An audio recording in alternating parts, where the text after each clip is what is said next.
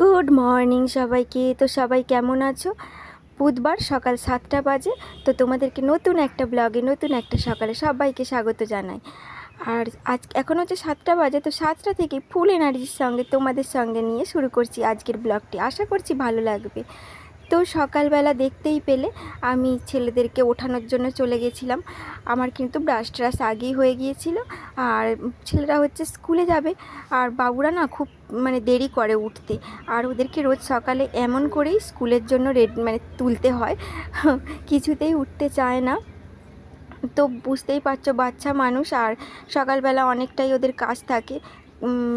পটি যেতে হবে, তারপর খেতে হবে, অনেক কিছু করতে করতে না অনেকটা সময় হয়ে যায়। তাই জন্য আমি এরকম করে করেই ওদেরকে তুলে দিই। আর এখানটায় দেখতেই পাচ্ছ আমি পাস্তা ঢেলে নিচ্ছি। আর পাস্তাগুলো না বেশ কিছুদিন আগে আনা হয়েছিল, প্রায় 15-20 দিন আগে। তো প্রচণ্ড গরম ছিল বলে সেরকমভাবে খাওয়া হয়নি। একটা দুটো দেখছি না পোকা লেগে গেছে, তাই জন্য ওগুলোকে একটু রোদ্রে দিয়ে দিলাম। বেশিক্ষণ থাকলে আবার বেশি পোকা লেগে যাবে। আর এবারে বৃষ্টি বৃষ্টি একটু হচ্ছে, এবারে খেয়ে নেওয়া যাবে, না হলে তো জিনিসগুলো একদমই নষ্ট হয়ে যাবে। আর এখানে দেখো আমি সকালের জলখাবার বানানোর জন্য চলে এসেছি। সকালে গরম গরম রুটি হয়েছে, আর সঙ্গে হয়েছে ঘুগনি। আর কালকে যেহেতু উপোস ছিল, কালকেই ভেবে রেখেছিলাম ঘুগনি করব, তাই মটরটাও কালকে রাত্রিরেই ভিজিয়ে রেখেছিলাম। আর এখানে আমি রুটি আমার ঘুগনি সব কিছু হয়ে গেছে। আবার পরের বার রান্না হবে, আমি গ্যাসটা মুছে নিচ্ছি। আর আটা গুঁড়োয় ভর্তি হয়ে গেছে, এর পরের বারে যদি আবার কোনো রান্না করি আবার মুছতে অনেকটা কষ্ট হবে।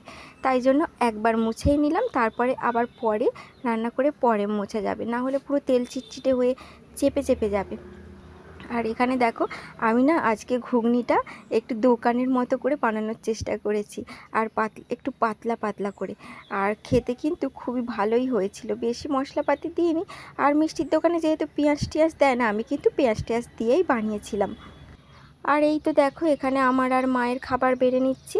আর সঙ্গে বাবুদের জন্য আমি একটা এক্সট্রা রুটি নিয়ে নিয়েছি। ওরা তো স্কুল থেকে চলে এসছে, আর ওরা এখানে ডিমটা খাবে, আর একটু রুটিও খাইয়ে দেবো।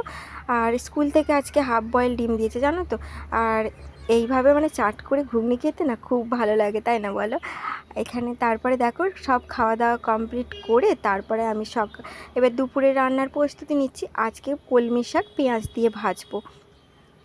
আর এইটাকে কি কেউ চেনো? এটাকে অনেক জায়গাতেই পাওয়া যায় বলো। এটা হচ্ছে গেঁড়ি, কোনো কোনো জায়গায় গুগলিও বলে।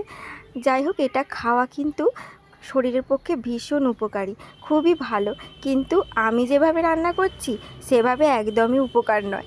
আমি হচ্ছে মাংসের মতো করে রান্না করছি। আর এটা খেতে আমাদের বাড়িতে সবাই খুব ভালোবাসে, বিশেষ করে আমার বর তো ওর পেলে তো আর কিছু চাই না। ওকে যদি সপ্তাহে 3 দিন করে দেওয়া হয় না, তাহলেও খুব ভালো। যাই হোক, সে এখন নেই, সে ব্লগটা দেখলেই গেঁড়িটাকেই বেশি মিস করবে। কিন্তু যেগুলো স্বাস্থ্যকর খাবার সেগুলো আমাদের কোনো খাবারই মুখে লাগে না। কিন্তু যেগুলো দেখবে খুব রিচ, খুব সুন্দর করে রান্না করে তেল ঝাল দিয়ে করা হয় না, সেগুলো হচ্ছে খুব আমাদের মুখে লাগে, টেস্টি লাগে। যাই হোক, যেটা করছি সেটা তো খাবোই। দেখো আমি এখানে আলু পেঁয়াজ দিয়ে ভালো করে ভেজে নিয়েছি। প্রথমে আলুটা একটু ভেজে নিয়েছিলাম, তারপর পেঁয়াজ দিচ্ছি। তোমরা চাইলে কিন্তু আলুটা আগে ভেজে পেঁয়াজটা পরেও মশলা করতে পারো, কিন্তু আমার যেহেতু অনেকটা দেরি হয়ে গেছে সেই জন্য আমি একেবারেই করে নিচ্ছি। আর এইভাবে করছি বলে যে খারাপ হয়েছে তা না, দুর্দান্ত খেতে হয়েছিল কিন্তু। যাই হোক, আমি এরকমভাবে করতে করতে আমার আলুটাও অনেকটাই সেদ্ধ হয়ে গেছিলো। আর এখানে দেখো পুরো টমেটোটাও সেদ্ধ সেদ্ধ হয়ে এসছে। আর এখানে হলুদ, লঙ্কা, জিরে গুঁড়ো, ধনে গুঁড়ো যেগুলো মশলা দিতে হয় আর কি, সেগুলো দিয়ে সুন্দরভাবে আবার কষাবো। এই যে সুন্দরভাবে কষিয়ে নিয়েছি। আর এখানে কিন্তু এবার গেঁড়িগুলো দিয়ে ভালোভাবে আবার আরেকটু কষাবো। এই তো দেখো কষানো হয়ে গেছে। আর এখানে জলও দিয়ে দিচ্ছি। এই দেখো বেশি জল দিইনি কিন্তু, কারণ গামাখা হবে যেহেতু। আর জানো তো আলুটা পুরো সেদ্ধই হয়ে গিয়েছিলো, সেই জন্য আর বেশি জল দিলাম না। আর এখানটাতে দেখো মা কতগুলো বাসন ধুয়ে দিয়েছিল আমাকে, সেগুলো উল্টানো হয়নি, এদিকে রান্না করছিলাম। আর এখন একটু ফাঁকা হয়েছি, সেগুলো সব উল্টে দিচ্ছি বাসনগুলো। আর এখানটাতে দেখো, এখানটা হচ্ছে আমার, এই দেখো এই ড্রেসিং টেবিলটা দেখতে পাচ্ছ, এই ড্রেসিং টেবিলটা হচ্ছে আমার বিয়েতে পাওয়া এক উপহার। আর এটা খুব পছন্দেরও ছিল আমার, কিন্তু দেখো আমার এটা এখন বাসন রাখার টেবিল হয়ে গেছে। কেন বলো তো, আমাদের ফ্রিজটার অত্যন্ত দরকার ছিল, আর সেই ফ্রিজটা নেওয়াতে আমাদের তো খুব শর্ট জায়গা, সেটা ওই ওপরের ওইখানে দৌড়ে তুলে দেওয়া হয়েছে আর নিচে ফ্রিজটা রাখা হয়েছে।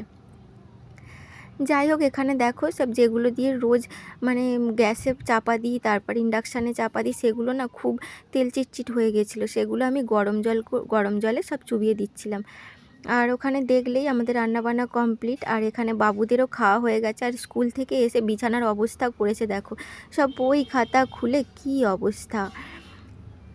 আর দেখো এখানটাতে হচ্ছে সন্ধ্যা লেগে গেছে, আর মার সন্ধ্যাও দেওয়া হয়ে গেছে। আর এখানে সকালে যে পাস্তাগুলো সব রোদ্রে দিয়েছিলাম না, সেগুলো সব মানে ডিপেতে তুলে রাখছি। আর এখানে কিছু সদাই শেষ হয়ে গিয়েছিল, সেগুলো ঢেলে ঢেলে নিচ্ছি। এখানটাতে পোস্ত আনা হয়েছিল, পোস্তটা ঢেলে নিচ্ছি। আর এখানে হচ্ছে শুকনো লঙ্কাটাও ঢেলে নিচ্ছি। আর তোমাদের যদি আমার ভিডিও কোথাও কিছু ভালো লেগে থাকে, তোমরা প্লিজ আমার সাবস্ক্রাইব করে আমার পাশে থেকো, লাইক কমেন্ট শেয়ার করতে প্লিজ ভুলো না। তবে বন্ধুরা, আজকে ভিডিওটা এই পর্যন্তই। সবাই ভালো থেকো, সুস্থ থেকো, সাবধানে থেকো।